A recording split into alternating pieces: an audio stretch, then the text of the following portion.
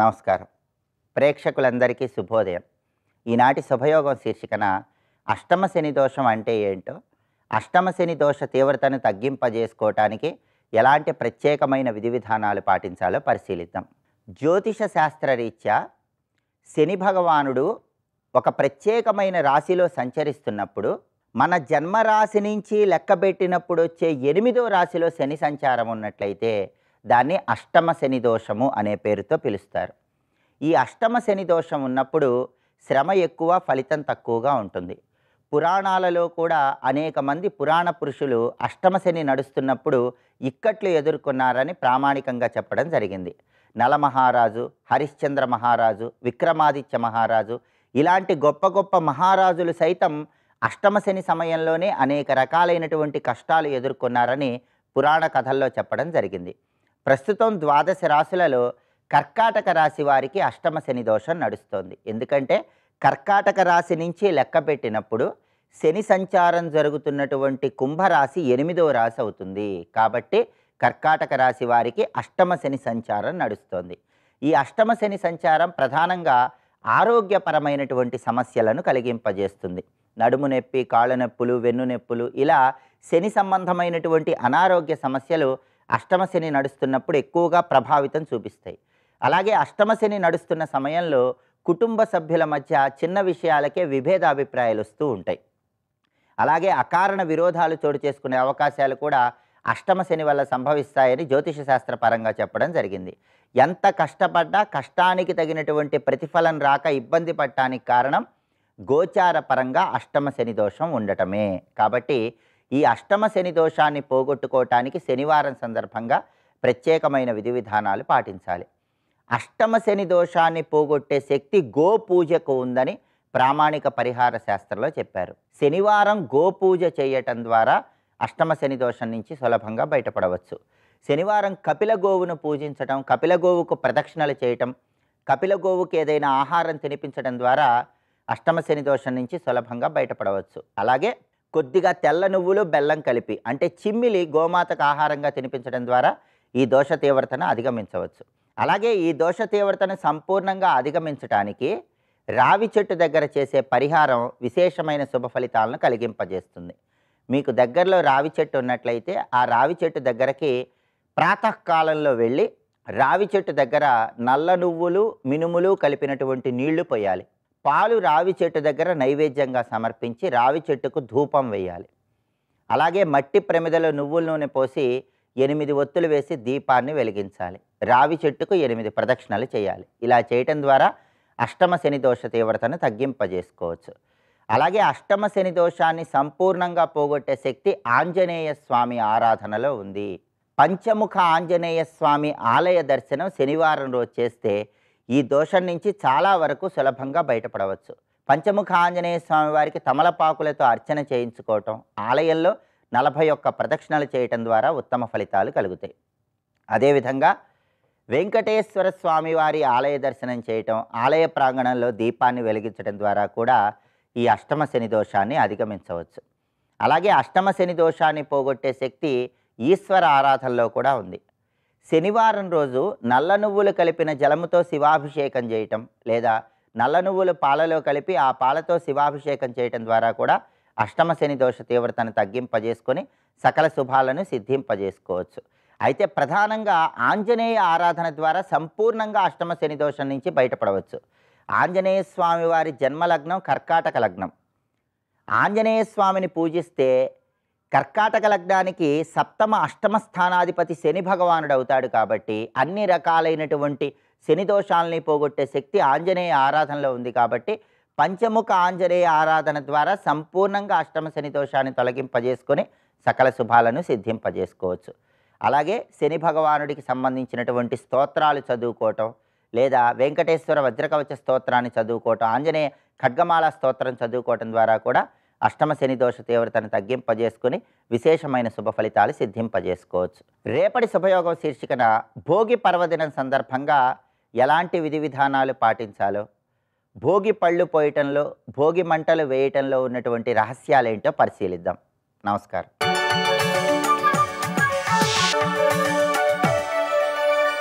నందకిశోర నవనీత చోర నాద విహార శ్రీధర నందకిశోర నవనీత చోర నాద విహార శ్రీధర. ఆయా జీవులు వారి వారి వాసనలను అనుసరించి గుణాలను పట్టుకుంటారు. గుణాలను పట్టుకుని మళ్ళీ కర్మలు, మళ్ళీ వాసనలు, మళ్ళీ జన్మలు వస్తూ ఉంటాయి. ఇవి నిబద్ధంతి మహాబాహో దేహే దేహినమవ్యయం. అవ్యయుడైన దేహిని అంటే నాశనము లేనటువంటి, అంటే స్వతసిద్ధంగా నాశనము లేని నిర్వీకారుడైనటువంటి జీవుని దేహమునందు ఈ గుణములు నిబద్ధంతి బంధిస్తూ ఉన్నాయి, లేదా బంధించినట్లు ఉన్నాయి. అంటే దేహ తాదాత్మ్యం కలిగించడమే నిబద్ధంతి. దేహ తాదాత్మ్యం కలిగిస్తున్నవి గుణములే. గుణముల వలన దేహంతో తాదాత్మ్యం చెంది దేహం నేను అనుకుంటాడు. దేహం నేను అనుకోవడం వల్ల గుణంతో మరింత బంధం ఏర్పడుతుంది. ఇవి కర్మలుగా, వాసనలుగా మారి జన్మలకే హేతు అవుతున్నాయి. కనుక ఈ గుణాలని బాగా అర్థం చేసుకుని దానికి అతీతులు అయ్యే ప్రయత్నం చేయాలి. అంతకుముందు తెలుసుకోవాల్సింది, ఈ గుణాలను మనం అలా అంటే అలా పోవండి. ఆ మాత్రం విడిపించేసినంత తేలిక, దానికి ఎంత సాధన అవసరమో. ఎందుకంటే ఈ 3 గుణాలు కూడా ఎన్ని జన్మల నుంచో పట్టుకున్నాయి. 3 గుణాల్లో ఒక్క గుణం కాదు, 3 గుణాలు కలిసిపోయి ఉన్నది ఈ జీవితం. ప్రతి వాడికి కూడా 3 గుణాలు కలిసే ఉంటాయి. అయితే ఇందులో ఏ గుణం ఆధిక్యం, ఏ గుణం అల్పము అనేది వారి వారి పూర్వ సంస్కారాలు బట్టి మళ్ళీ ఏర్పడతాయి. వాళ్ళు పూర్వం చేసుకున్నటువంటి కృత్యములను అనుసరించి ఒకరిలో సత్వగుణం ఎక్కువ ఉంటుంది, ఒకరిలో రజోగుణం ఉంటుంది, ఒకరిలో తమోగుణం ఉంటుంది. పైగా మిగిలిన 2 గుణాలు ఉండకపోవు, ఉంటాయి కానీ పాళ్ళు. ఈ పాళ్ళు ఎక్కువ ఉన్నప్పుడు ఏం చేయాలంటే, ప్రధానంగా ఈ 3 గుణాల్లో ఒకటి కొంచెం మంచిది, కొంచెం మంచిదన్నాం, అది కూడా బంధగతువే, సత్వగుణం. కానీ దీనిని కొంచెం మనం పెంచుకుంటూ వెళ్ళి దాని సహాయంతో వీళ్ళిద్దరిని అణచి తర్వాత జ్ఞాన సహాయంతో దాన్ని కూడా అణచాలండి. ఇది జాగ్రత్తగా గమనించవలసిన అంశం ఇక్కడ. అందుకే ఈ 3ంటిని అర్థమయ్యేటట్టు చెప్తున్నాడు ఇక్కడ. ఎందుకంటే సనాతన ధర్మంలో కొన్ని ప్రధానమైనటువంటి విషయాలు ఉంటాయి. ఏ గ్రంథం తీయండి, త్రిగుణాలు, కొన్ని పారిభాషిక పదాలు, తాపత్రయాలు వినుంటారు మీరు. ఇవన్నీ పారిభాషిక పదాలు, వేదాంతంలో ఉన్న టెర్మినాలజీ. ఇది మనం మాట్లాడేస్తూ ఉంటాం, ఎందుకంటే అంత అలవాటైపోయింది మనం వినడము, అనడము, అనుకోవడము. అంతేగాని ఆలోచించడం లేదు, కానీ అలవాటైపోయాయి. అంటే ప్రతివాడి మాట్లాడతాడు, తాపత్రయం అండి, జీవాత్మ, పరమాత్మ ఎవడికి తెలియవండి అంటే మనకు అలవాటు చేశారు పెద్దవాళ్ళు. అలవాటైపోతే ఎప్పటికప్పుడు జీవాత్మ అంటున్నారే అంటే ఏమిటండి, పరమాత్మ అంటున్నారు అంటే ఏమిటండి, త్రిగుణాలు అంటున్నారు అంటే ఏమిటండి, వాడు సాత్వికంగా ఉంటాడు, ఓ వాడు ఎంత రాజసమండి, వాడికి తమో గుణం అండి, ఇలా మాట్లాడుతూ ఉంటాం మనం. ఇప్పుడు వాటి గురించి అసలు వివేచన చేస్తున్నాడు. అయితే శంకర భగవత్పాలు వారు వీటిని ఎందుకు చెప్తున్నారో చెప్పారు. ఎందుకంటే మనం దేని చేత బంధింపబడ్డామో బాగా అర్థం చేసుకుంటే బంధం నుంచి బయటపడే ప్రయత్నం చేస్తాం. అదేవిధంగా దీని నుంచి విడివడిన వాడు ఎలా ఉంటాడో చెప్తున్నారు, గుణాతీతుని యొక్క స్థితి. అందుకే దీని గుణాతీత యోగము అని కూడా పేరున్నది. గుణాతీతుడి గురించి వర్ణన ఉంటుంది ఇందులో. పైగా దీనిలో చెప్తున్న సబ్జెక్టు గురించి చెప్తూ శంకర భగవత్పాలు వారి అద్వైత వేదాంతాన్ని అనుసరిస్తూ ఎందరో భాష్యాలు రచించారు. అందులో శంకరానందగిరి మొదలైనటువంటి వారు. అలాగే విశిష్టాద్వైతాన్ని అనుసరిస్తూ కొందరు రచించారు, ద్వైతాన్ని అనుసరిస్తూ కొందరు రచించారు. చాలా సంతోషం. అసలు పర్సనాలిటీ డెవలప్మెంట్ కోర్సు కింద కొందరు చెప్పారు. అంటే దీన్ని బట్టి బాగుపడాలనుకున్న వాళ్ళు ఏ మార్గంలో ఉన్నా వాళ్ళకు పనికొచ్చే గ్రంథం భగవద్గీత. ఎందుకంటే ద్వైత విశిష్టాద్వైతాలు కూడా శృతి సమ్మతమైనవే. అవి పారమార్థిక సత్యాలు కాకపోయినా వ్యావహారికంగా సాధన దశలో వాటి అవసరం కూడా ఉంది కనుక వాటికి పనికొస్తున్నది. కనుక అందరికీ పనికొచ్చే విషయములు గీత ఇస్తున్నది. అన్నిటినీ సమన్వయిస్తున్న శాస్త్రం గీతాశాస్త్రం. ఇందులో చెప్తున్న అంశం ఏమిటో శ్రీధరులని మహానుభావులు ఎవరైతే భగవద్గీతకు భాగవతానికి కూడా భాష్యం రచించారో ఆయన చెప్పిన మాటలు కూడా ఇప్పటికి అనేకం ఇందులో మేళవించి చెప్పడం జరిగింది. ఆయన అంటారు దీని గురించి చెప్తూ ఈ అధ్యాయం గురించి, పుం ప్రకృత్యాః స్వతంత్రత్వం వారయన్ గుణసంగత ప్రాహ సంసార వైచిత్ర్యం విస్తరేణ చతుర్దశే. 14వ అధ్యాయంలో ఏం చెప్పినా సారభూతం, ప్రతిదానికి ఆయన రచించాడండి. ఈ అధ్యాయంలో ఏం చెప్పారని ఒక క్లుప్తంగా శ్లోకంలో చెప్తున్నాడు. పుం ప్రకృత్యాః స్వతంత్రత్వం వారయన్, పురుషునికి ప్రకృతికి స్వతంత్రత లేదు, వాళ్ళు ఈశ్వరాధీనులు అనే విషయాన్ని చెప్తూ ఆ స్వతంత్రత అనేదాన్ని వారిస్తూ గుణసంగము చేత ఏర్పడిన సంసారం యొక్క వైచిత్రిని ఇందులో తెలియజేస్తున్నాడు. సంసారం అంటే ప్రపంచం, బ్రతుకు, ఇది అంత విచిత్రమైనది అనేది గుణసంగము చేత ఏర్పడిన దీని యొక్క విచిత్రత లక్షణాన్ని ఈ అధ్యాయం చెప్తున్నది. 3 గుణాలు ఏమిటి?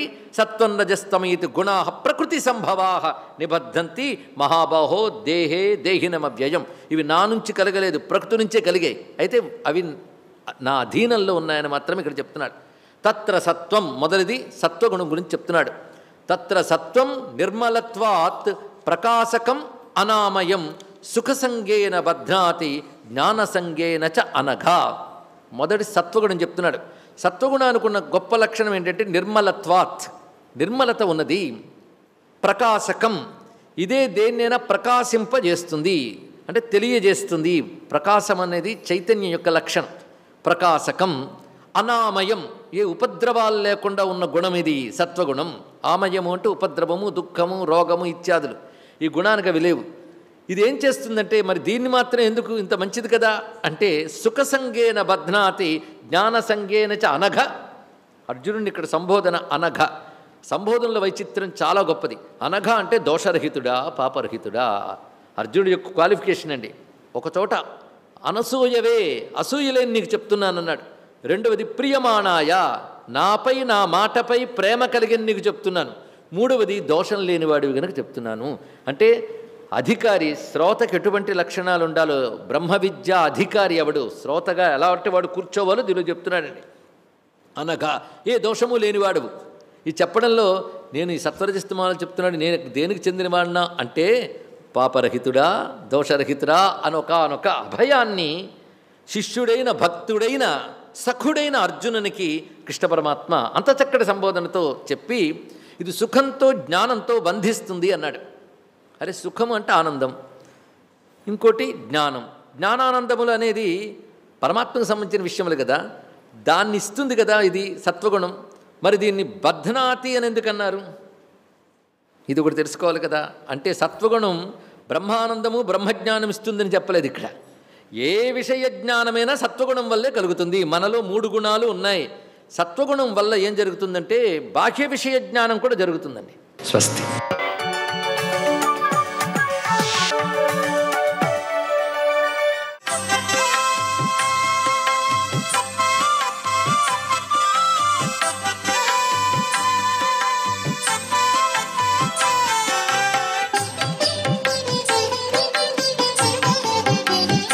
ఓం నమో నారాయణాయ, ఓం నమశివాయ, శ్రీమాత్రే నమః. ఈరోజు పుష్యశుద్ధ విద్య. ఈనాటి నుంచి 4 దినాలు సాగేటువంటి విష్ణు వ్రతం ప్రారంభించడం చేస్తారు. విష్ణుదేవుని యొక్క వ్రతం సర్వవిధ శ్రేయోదాయకవంతమైన ప్రభావాన్ని ఇస్తాయి. విష్ణుదేవుని యొక్క వ్రతాన్ని చేసేటువంటి వారు ప్రతినిత్యం కూడాను విష్ణు సహస్రనామావళి పఠించాలన్నమాట. విష్ణుదేవునికి ప్రీతికరమైనటువంటి తులసి దళాలతో పూజించడంతో పాటుగా లక్ష్మీదేవికి సంబంధించిన అష్టోత్తర శతనామావళిని కూడాను పఠించాల్సి ఉంటుంది. ఏ ఇంట విష్ణు వ్రతం ఆచరిస్తారో ఆ ఇంట లక్ష్మీదేవితో కూడి విష్ణుమూర్తి తన దివ్యవంతమైన అనుగ్రహ కరుణా కటాక్ష వీక్షణాల్ని ప్రసరింపజేస్తాడు. ఈ రోజున ప్రతి ఒక్కరూ కూడాను విష్ణుదేవునికి ప్రీతికరమైన లడ్డూలు, పాయసం, పులిహోర, చక్ర పొంగలి మొదలైనటువంటి విశిష్టకరమైనటువంటి వస్తువులను నైవేద్యంగా సమర్పించి 10 మందికి పంచినట్లయితే అద్వితీయమైనటువంటి కీర్తి ప్రతిష్టలతో పాటుగా అష్టైశ్వర్య సిద్ధిని విష్ణుదేవునితో పాటు లక్ష్మీదేవి అనుగ్రహిస్తుంది అని చెప్పేసి శాస్త్రం.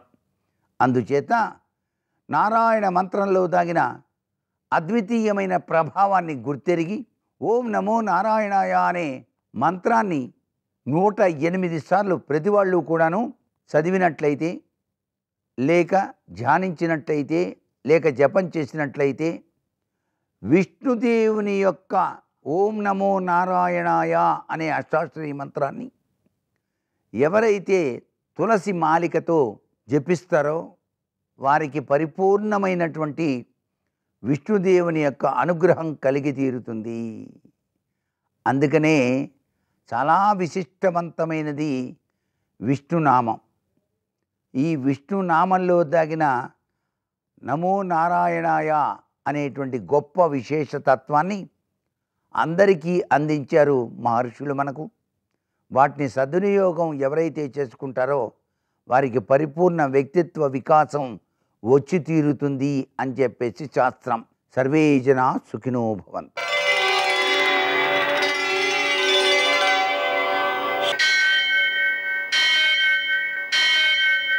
सहस्रशीर्षं देवं विश्वाक्षं विश्वशम्भुवं विश्वं नारायणं देवमक्षरं परमं पदं विश्वतः परमां नित्यं विश्वं नारायणगुं हरिं विश्वमेवेदं पुरुषस्तद्विश्वमुपजीवति पतिं विश्वस्यात्मेश्वरगुं शाश्वतगुं शिवमच्युतं नारायणं महाज्ञेयं विश्वात्मानं परायणम्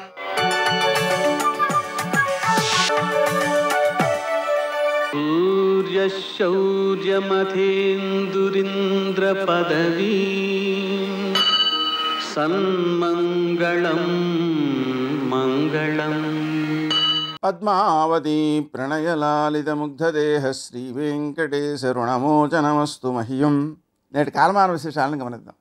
స్వస్తిశ్రీ చాంద్రమాన శోభకృన్నామ సంవత్సరం ఉత్తరాయణం, కొన్ని పంచాంగాల్లో దక్షిణాయనం, హేమంత ఋతువు, పుష్యమాసం, శుక్లపక్షం, శనివారం.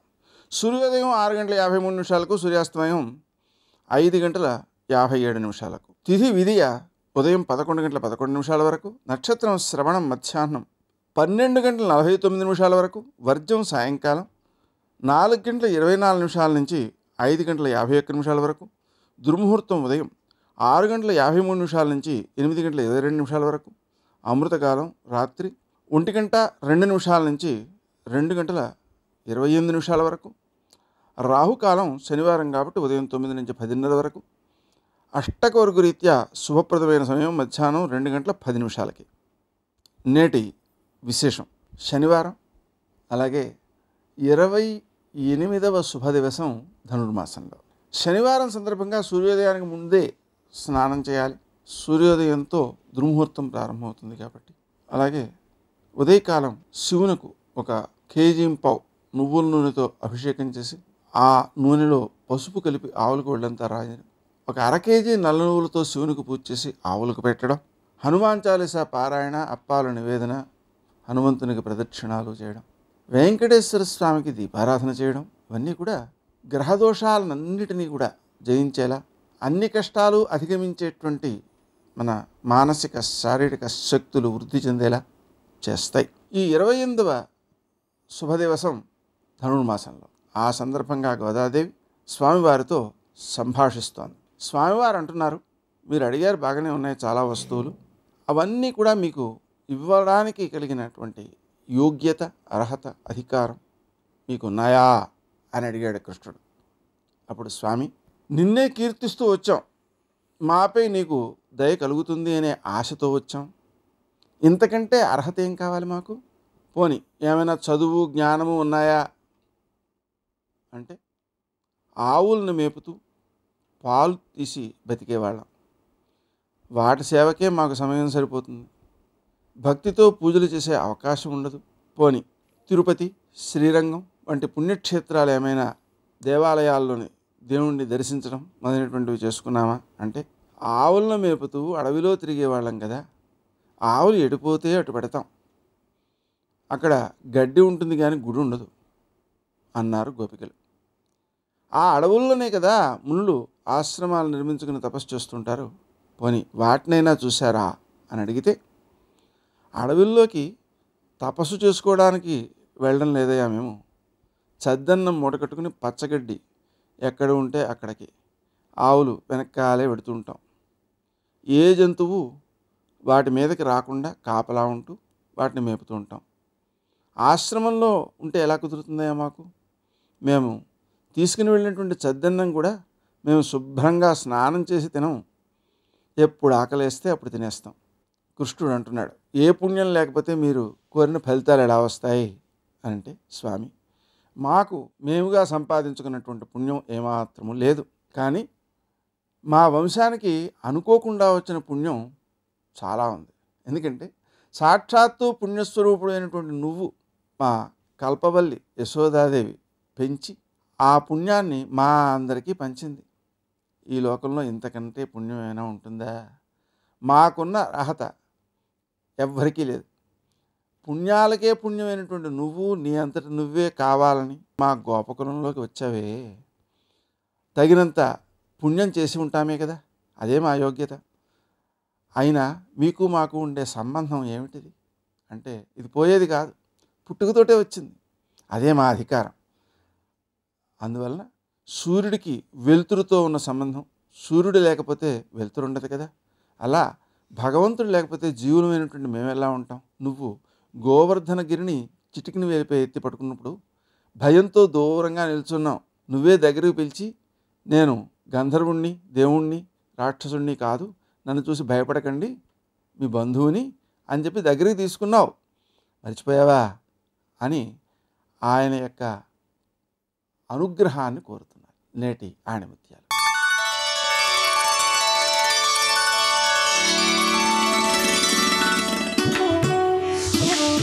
చేయబోయే పనిని తెలుసుకోవడమే వివేకం, ఎలా చేయాలో తెలుసుకోవడమే నైపుణ్యం, దానిని పూర్తి చేయడమే సద్గుణం.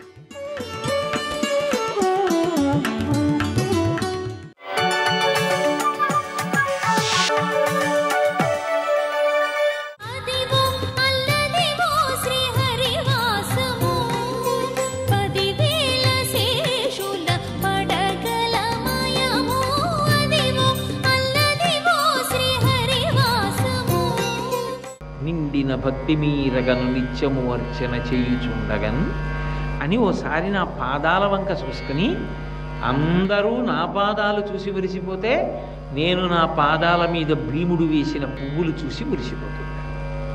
ఎవడకు కావాలి నువ్వు ఇచ్చిన బంగారు పువ్వులు, ఎవడకు కావాలి నువ్వు ఇచ్చిన బంగారు పుష్పాలు, ధర్మం తప్పలేదు, అన్యాయం చేయలేదు, ఆయనకి అంతరాత్మ ప్రబోధం, ఇది చేస్తే భగవంతుడు అంగీకరిస్తాడా?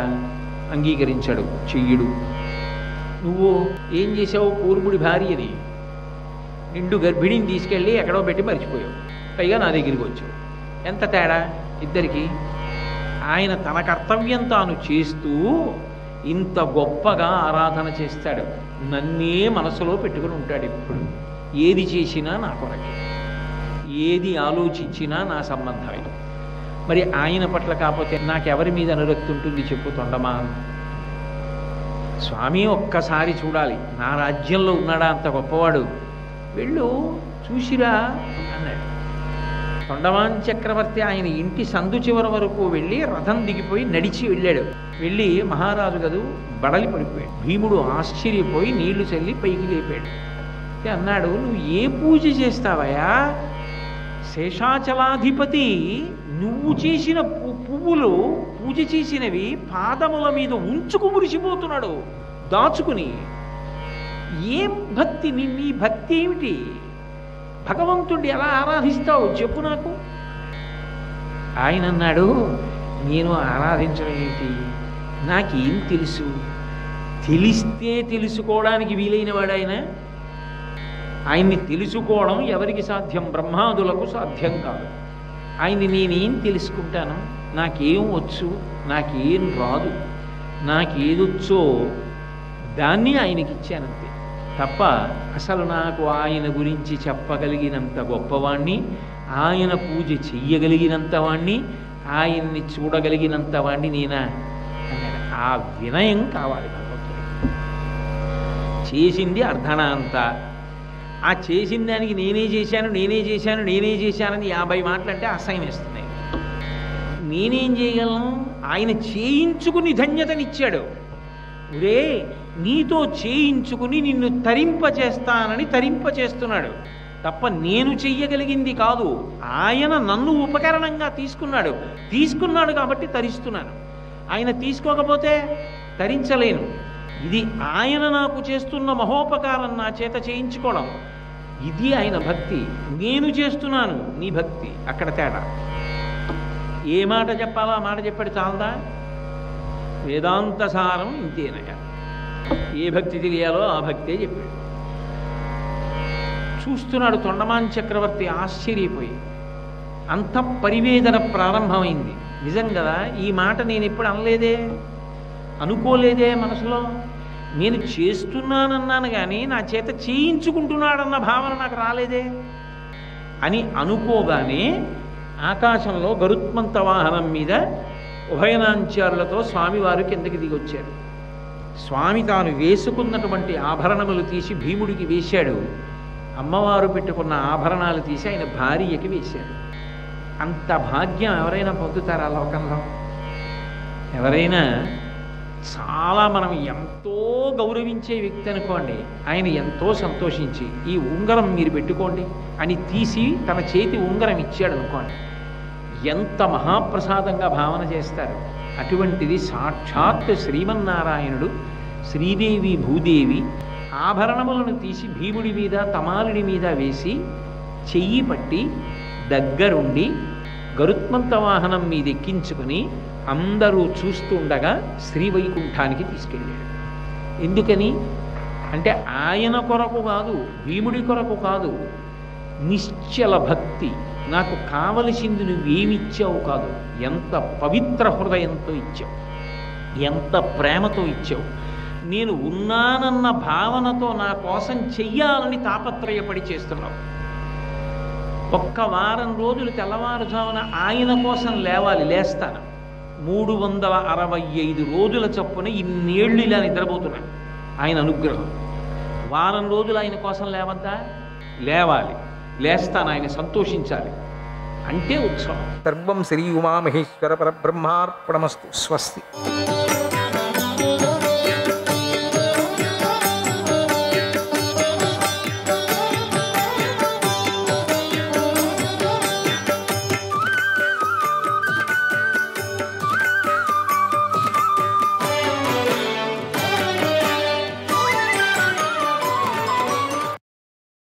శ్రీకృష్ణుడు ఉపాయంతో భీమసేనుడి చేత జరాసంధుడిని చంపించాడు. రాజసూయ యాగంలో ఛేది రాజైన శిశుపాలుణ్ణి పశువుని చంపినట్టుగా చంపేశాడు. శాల్వుడనేవాడు ఒక దైత్యుడు. అతడి రక్షణలో ఒక దైత్య నగరం ఉండేది. దాని పేరు శోభం. అది ఆకాశంలోనే ఉంటుంది, ఆకాశంలోనే తిరుగుతూ ఉంటుంది. దాన్ని ఎవరూ సమీపించలేరు. ఆ నగరాన్ని శ్రీకృష్ణుడు సమీపించాడు. దాన్ని ముక్కలు చేసి సముద్రంలోకి పడగొట్టాడు. అంగ, వంగ, కళింగ, మాగధ దేశాలను గెలిచాడు.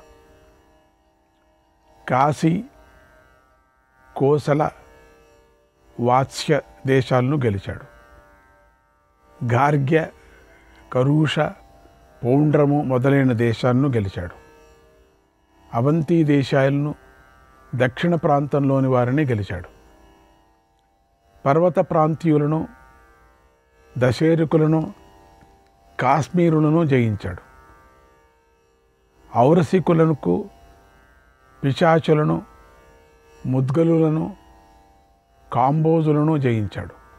వాటధానులను, చోళలను, పాండ్యలను, త్రిగర్తలను, మాలవులను, దరదులను కూడా జయించాడు. నానా దిక్కుల నుండి వచ్చినటువంటి కషలున, శకులను కూడా జయించాడు. అనుచరులతో వచ్చిన యవనుడిని కూడా జయించాడు. పూర్వం జలజంతువుల్లో నిండిన సముద్రంలోకి వెళ్ళాడు. అక్కడ నీటిలో ఉన్న వరుణదేవుడితో యుద్ధం చేసి ఆయన్ని గెలిచాడు. పంచజనుడు అనే రాక్షసుడు పాతాళం లోకంలో ఉండేవాడు. కృష్ణుడు అక్కడికి వెళ్ళి వాణ్ణి వధించాడు. అక్కడే పాంచజన్యం అనేటువంటి దివ్య శంఖాన్ని పొందాడు. ఖాండవనంలో అర్జునుడితో కలిసి అగ్నిదేవుణ్ణి సంతోషపెట్టాడు. ఆయన నుండి తిరుగులేని ఆగ్నేయాస్త్రాన్ని పొందాడు. చక్రాన్ని పొందాడు. గరుత్మంతుడిని ఎక్కి అమరావతి పైకి దండెత్తాడు. ఇంద్రభవనం నుండి పారిజాత వృక్షాన్ని భూమికి తీసుకొని వచ్చాడు. ఆయన పరాక్రమం తెలుసు కాబట్టి ఇంద్రుడు ఆ పనిని చూసి సహించాడు. శ్రీకృష్ణుడు గెలవని రాజులెవరూ లేరు. అటువంటి వారి గురించి మనం వినలేదు కూడా. నా సభలో ఆ పుండరీకాక్షుడు ఆశ్చర్యకరమైన పని చేశాడు. ఆ పనిని ఆయన తప్ప మరెవరూ అలా చేయలేరు. నేను ఎంతో భక్తిభావంతో ఆ శ్రీకృష్ణుడిని చూశాను. అదంతా నాకు ఇప్పుడు స్పష్టంగా గుర్తుకొస్తుంది. ఆయన ఎదురుగా కనిపిస్తున్నట్లుగా ఉంది. శ్రీకృష్ణుడి చేష్టలు పరాక్రమంతోనూ తెలివితేటలతోనూ కూడి ఉంటాయి.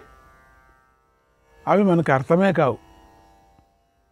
గదుడు, సాంబుడు, ప్రద్యుమ్నుడు, విదూరథుడు, అగావహుడు, అనిరుద్ధుడు, చారుదేష్టుడు, సారణుడు, ఉల్ముఖుడు, నిషంఠుడు, జొల్లి, బభ్రువు, పృథువు, విప్రతువు, శమీకుడు, అరిమజేయుడు మొదలైన వీరులు పాండవ సైన్యంలోకి చేరారు. వీరే కాదు, ఇంకెందరో వృష్ణివీరులు శ్రీకృష్ణుడి ఆజ్ఞను పాటించి పాండవ సైన్యంలోకి చేరారు. రణభూమిలో నిలబడి ఉన్నారు. ఇక మన ప్రయత్నం అంతా సందేహంలోనూ సంకటంలోనూ పడి ఉందని నా అభిప్రాయం. బలరాముడు 10,000 ఏనుగుల బలం గలవాడు. కైలాస శిఖరంతో సమానమైనవాడు. ఆయన శ్రీకృష్ణుడు ఉన్న వైపే నిలబడతాడు ఎప్పటికైనా. ఆ వాసుదేవుడే అందరికీ తండ్రి అని పెద్దలు చెబుతూ ఉంటారు. ఓ సంజయ, పాండవుల కోసం కృష్ణుడు కవచాన్ని ధరిస్తే కనుక ఆయనను ఎదిరించి పోరాడగలవాడు ఎవడూ ఉండడు. ఒకవేళ కౌరవులందరూ పాండవులను జయిస్తే శ్రీకృష్ణుడే పాండవుల కోసం ఆయుధాన్ని పట్టుకుంటాడు. కృష్ణుడే రాజులందరినీ వధిస్తాడు, కౌరవులను వధిస్తాడు, కుంతీదేవికి రాజ్యాన్ని అందిస్తాడు. కృష్ణుడు సారథిగా, అర్జునుడు రథికుడుగా సంచరిస్తున్న రథాన్ని ఏ మహారథుడు ఎదిరిస్తాడు? వారితో పోరాడి ఎవడు నిలుస్తాడు? ఇవన్నీ చూస్తూ ఉంటే, గమనిస్తూ ఉంటే ఏ ఉపాయంతో కూడా కౌరవులను గెలుపు ఖండితం లభించదని తెలుస్తుంది. కౌరవులకు నాశనం తప్పదని అర్థమవుతుంది. కనుక యుద్ధం ఎలా జరిగిందో నాకు పూర్తిగా చెప్ప, అదన్నా విందాం. పోనీ గెలుపు మాత్రం జరగదు, పోనీ వాళ్ళు ఎంతగా పోరాడాడు అదన్నా విందాం. పోనీ అర్జున కేశవస్యాత్మా కృష్ణో ప్యాత్మా కిరీటినః అర్జునే విజయో నిత్యం కృష్ణే కీర్తిశ్చ శాశ్వతి. అర్జునుడు శ్రీకృష్ణుడికి ఆత్మ అయి ఉన్నాడు. శ్రీకృష్ణుడు అర్జునుడికి ఆత్మ అయి ఉన్నాడు. ఇద్దరు ఒకరికొకరు అట్లా. అర్జునుడిలో గెలుపు ఉంటుంది, శ్రీకృష్ణుడిలో కీర్తి ఉంటుంది. ఇవి శాశ్వతంగా ఉంటాయి. అర్జునుడికి ఏ లోకంలోనూ ఓటమి లేదు. ఇక శ్రీకృష్ణుడిలో అనేక కళ్యాణ గుణాలు ఉన్నాయి. అవన్నీ ఎంతో ప్రధానమైన గుణాలు. కేశవుడు ఆనందరూపుడు. మోహం వల్ల దుర్యోధనుడు ఆయనను అర్థం చేసుకోలేకపోతున్నాడు. మృత్యుపాశంలో చిక్కుకుంటున్నాడు. కృష్ణుడు, అర్జునుడు ప్రాచీన దేవతల వాళ్ళు, మహాత్ములు. వారే నరనారాయణులు అని నేను తెలుసుకోలేకపోయాను. వాళ్ళిద్దరి ఆత్మ ఒక్కటే, శరీరాలు మాత్రమే రెండుగా ఉన్నాయి. లోకంలో ఇద్దరూ వేరుగా కనిపిస్తున్నారు. ఒకే ఆత్మగా ఉన్న అలాంటి వారిని మనస్సుతో కూడా గెలవలేము కదా మనం. వాళ్లే కనుక తలుచుకుంటే దైవధర్మాన్ని ఆశ్రయించి మన సేనను క్షణాలలో నాశనం చేసేస్తారు. కానీ వారు మానవ ధర్మాన్ని అనుసరించున్నారు కాబట్టి కనుక ఆ పనిని చేయటానికి ఇష్టపడరు వాళ్ళిద్దరూ దేవధర్మాన్ని అనుసరిస్తే ఎంత ఒక్క మనుషులు ఉండడు ఇక్కడ. కానీ మానవ ధర్మం అనుసరిస్తున్నారు. భీష్ముడు పడిపోయాడు, ద్రోణుడు మరణించాడు అంటే యుగం మారిపోయినట్లే లెక్క. మోహం క్రమ్ముకోవటం వల్ల మానవులు ఇది తెలుసుకోలేకపోతున్నారు. ఎవడు మృత్యువును బ్రహ్మచర్యంతో, వేదాధ్యయనంతో, అస్త్రాలతో అడ్డుకోలేడు కదా. భీష్మద్రోణులు అస్త్ర విద్యలో నేర్పురులై ఉన్నారు. లోకుల యొక్క మెప్పును పొంది కూడా ఉన్నారు. వారే మరణించారని విని కూడా నేను ఇంకా బ్రతికే ఉన్నాను. ఇది నా దురదృష్టం. గతంలో మనం ధర్మరాజు సంపదను చూసి అసూయపడ్డాం. ఇప్పుడు భీష్మ ద్రోణుల వధలో దాన్ని బాగా అర్థం చేసుకుంటున్నాం. నా వల్లనే పూర్తిగా సమస్త కౌరవులకు వినాశనం కలుగుతోంది. కాలం తీరిన వారిని, మృత్యువు ఆసన్నమైన వారిని అంటే చంపే విషయంలో గడ్డిపోచలు కూడా వజ్రమైపోతాయి, సులభంగా ప్రాణాలు తీసేస్తాయి. ధర్మరాజు ఈ లోకంలో అనంతమైన ఐశ్వర్యాన్ని పొందాడు. ఆయన కోపించడం వల్లనే భీష్మద్రోణులు పడిపోయారు. ఇప్పుడు ధర్మరాజు ధర్మఫలాన్ని పొందుతున్నాడు. ఓ సంజయ, అది నా వారికి లభించడం లేదు. కాలం క్రూరమైనది, అది సర్వనాశనం చేయకుండా శాంతించదు. ఇది సత్యం. అభిమానవంతులమైన మేము ఒక విధంగా ప్రయోజనాల గురించి ఆలోచించాం. అయితే దైవం మరోలాగా ఆలోచించింది. అందుకే అవి మాకు వ్యతిరేకంగా జరుగుతున్నాయి. ఇప్పుడు ఆపరాని ఈ మహా సంకటం ఏర్పడింది. అది దాటరానిదై ఉంది, ఊహకు అందనదై ఉంది కదా. ఈ స్థితిలో ఉన్న నాకు అక్కడ జరిగింది పూర్తిగా చెప్పు అన్నాడు ధృతరాష్ట్రుడు. అంటే ఇంకా ఇష్టం ఉంది వీడు. శ్రీకృష్ణాయ పరమాత్మనే నమః. 12వ అధ్యాయం. సంజయుడు ధృతరాష్ట్రుడికి ఇలా చెప్పాడు. ఓ మహారాజా, నేను ఎంతో దుఃఖిస్తున్నాను. దుఃఖిస్తూ కూడా నీకు జరిగిన విషయాన్ని ఉన్నది ఉన్నట్లుగా చెబుతాను, విను. పాండవులు సృంజయులు కలిసి ద్రోణాచార్యుణ్ణి ఎలా వధించారో చెబుతాను. ఆ దృశ్యం అంతా నేను ప్రత్యక్షంగా చూశాను. మహారథుడైన ద్రోణుడు సర్వసేనాధిపతి అయ్యాడు. తర్వాత సకల సేనల మధ్యలో ఉండి నీ కుమారుడితో ఇలా అన్నాడు. ఓ రాజా, భీష్ముడి తర్వాత నన్ను ఈ రోజున సేనాపతిని చేశావు. ఇక నేను నీకు తగిన ఫలాన్ని, లాభాన్ని అందిస్తాను. ఇప్పుడు నీకోసం నేనేమి చెయ్యాలో చెప్పు, నీకేం కావాలో కోరుకో అన్నాడు. అప్పుడు దుర్యోధనుడు కర్ణ దుశ్శాసనాదులతో బాగా చర్చించాడు. ద్రోణాచార్యుడితో ఇలా అన్నాడు. ఓ మహాత్మా, మీరు నాకు వరం ఇవ్వాలనుకుంటే ధర్మరాజును ప్రాణాలతో పట్టుకోండి, అతనిని పట్టుకొని ఇక్కడికి తీసుకొని రండి అన్నాడు. ద్రోణుడు ఆ మాట విన్నాడు. సైన్యం సంతోషించేలాగా నీ కుమారుడితో ఇలా అన్నాడు. ఓ రాజా, ధర్మరాజును పట్టుకోవాలని అనుకుంటున్నావు, బంధించాలని కోరుకుంటున్నావు, అంత మాత్రమే పని చేయమంటున్నావు, కానీ అసాధ్యమైన సంహారాన్ని మాత్రం చేయమని అడగటం లేదు. ఎందుకు? ఈ వరాన్ని కోరకపోవటంలో నీ ఉద్దేశం ఏమిటి? సంహారం చేయమని చెప్పచ్చు కదా నువ్వు యుధిష్ఠిరుని. ఎందుకు ధర్మరాజుని పట్టుకొని రమ్మంటున్నావే?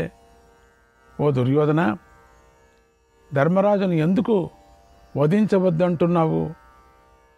చంపకుండా ధర్మరాజును ఎందుకు పట్టుకోమని అంటున్నావు? ధర్మరాజు బ్రతికి ఉండాలని, దాని మూలంగా నీ వంశం రక్షింపబడాలని కోరుకుంటున్నావా? లేదా యుద్ధంలో పాండవులను జయించి తర్వాత వారికి రాజ్యాన్ని ఇద్దామనుకుంటున్నావా? అలా సోదర భావాన్ని చూపించాలి అనుకుంటున్నావా?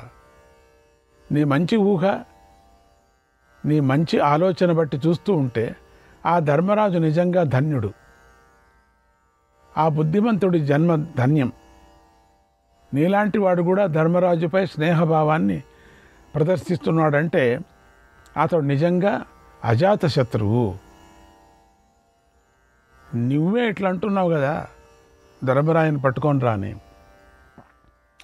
ఎంత అదృష్టం, నీకెంత మంచి బుద్ధి పుట్టింది. చంపు చంపు అనలేదే. ఏ శత్రువులు లేనివాడనే అతడి పేరు సార్థకం. నీకింతటి మంచి బుద్ధి పుట్టటాన్ని చూసి నాకెంతో ఆశ్చర్యంగా ఉంది అన్నాడు. నీ కుమారుడు ఆ మాటలు విని తన మనస్సులో దుష్టభావాన్ని బయటపెట్టాడు. ఎందుకంటే ఎప్పుడైనా సరే బృహస్పతి వంటి వారైనా సరే తమ ఆకారాన్ని కప్పిపుచ్చుకోలేరు. అలాగే నీ కుమారుడు దుష్టాలోచన బయటపడింది. అసలు అంత మంచి ఆలోచన కాదు, అది దుష్ట ఆలోచన. నీ కుమారుడు ఎంతో ఆనందిస్తూ ఇలా అన్నాడు, ఓ ఆచార్య, యుద్ధంలో ధర్మరాజు చనిపోవడం అనేది నా లక్ష్యం కాదు. దాంతో నేను గెలిచినట్టు కాదు. ఆ గెలుపు కాదు. అతడు గనక చనిపోతే మిగిలిన పాండవులు మనలను తప్పకుండా చంపేస్తారు. అప్పుడు వారిని చంపటం మనకే కాదు, దేవతలు కూడా సాధ్యం కాదు. అలాగే పాండవులు పుత్రులతో కలిసి యుద్ధంలో చనిపోతే అప్పుడు కూడా మనకు ఎదురు దెబ్బే తగులుతుంది. శ్రీకృష్ణుడు రంగంలోకి దిగుతాడు. ఏ ఒక్క రాజును మిగల్చకుండా శ్రీకృష్ణుడు వశం చేసుకుంటాడు లేదా వధిస్తాడు. శ్రీకృష్ణుడు ఒక్కడే సముద్రాలు, వనాలతో సహా ఈ విశాల సామ్రాజ్యాన్ని గెలుచుకుంటాడు. తర్వాత ఈ మహాసామ్రాజ్యాన్ని ఏ ద్రౌపదికో కుంతీదేవికో ఇస్తాడు. అప్పుడు వారిలో ఏ ఒక్కరూ మిగిలినా మళ్ళీ మనకే ముప్పు. వారు మనలో ఎవరినీ మిగిల్చరు, చంపేస్తారు. అందుచేత ఇవన్నీ తప్పించుకోవాలంటే, మనం బ్రతికి బయటపడాలంటే, మన రాజ్యం మనకే ఉండాలంటే అన్నిటికీ ధర్మరాజే కారణం. కనుక ధర్మరాజును బంధించాలి, అతన్ని మళ్ళీ జూదంలో ఓడించాలి. అప్పుడు పాండవులు, వారి అనుచరులు మళ్ళీ అడవికి వెళతారు. అలా నా గెలుపు స్థిరంగా చిరకాలము నిలిచిపోతుంది. ఈ కారణాల చేత ఎలాగైనా సరే ధర్మరాజు సావకూడదు. ఇది అన్నమాట. ఇంత చెడు బుద్ధి ఉంది వాడికి మనసులో, దుర్యోధనుడికి. బాలేదు. మనస్సులో ఇంత చెడు ఆలోచన పెట్టుకున్న దుర్యోధనుడి చెడు భావాన్ని ద్రోణుడు గ్రహించాడు. మనస్సులో చాలా బాధపడ్డాడు. దుర్యోధనుడికి ఇలా వరం ఇచ్చాడు, ఓ రాజా, అలాగే నీ కోరిక తీరుస్తాను. అయితే యుద్ధ భూమిలో అర్జునుడు ధర్మరాజును కాపాడకుండా చూసుకో. నువ్వు చూసుకో కొంచెం, అంతే. నువ్వు అర్జునుడిని చూసుకో, అంతే. నేను పట్టుకుంటానులే. అప్పుడే నేను ధర్మరాజును పట్టుకోగలుగుతాను, నీకు వశం చేయగలుగుతాను. ఒకటి మాత్రం గుర్తుంచుకో, యుద్ధంలో దేవాసురులు ఇంద్రుడితో కలిసి వచ్చిన అర్జునుడిని జయించలేరు. అలాగే నేను కూడా అర్జునుడిని ఎదిరించలేను, నా చేత కాదు, నువ్వు చూసుకో. అతడు నా ప్రియమైన శిష్యుడు, ఇందులో ఏమాత్రం అనుమానం లేదు. అర్జునుడు నా నుండి అస్త్రవిద్యను పూర్తిగా నేర్చుకున్నాడు. ఆ పుణ్యాత్ముడు విజయమో వీరమరణమో లక్ష్యంగా పెట్టుకున్నాడు.